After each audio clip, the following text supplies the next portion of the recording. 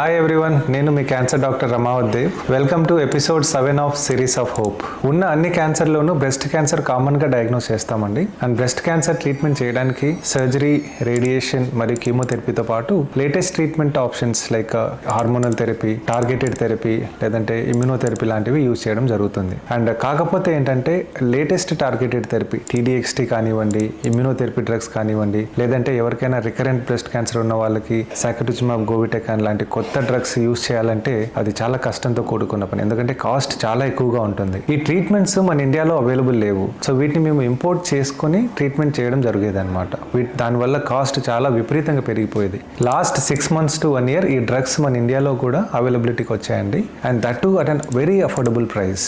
So ఎవరైతే breast క్యాన్సర్తో బాధపడుతున్నారో డు నాట్ పానిక్. సో మీకు ఈ లేటెస్ట్ డ్రగ్స్ తీసుకునే అవకాశం ఉంది. ఈ లేటెస్ట్ డ్రగ్ తీసుకుంటే మన క్యూర్ అయ్యే అవకాశాలు ఎక్కువగా ఉంటున్నాయి.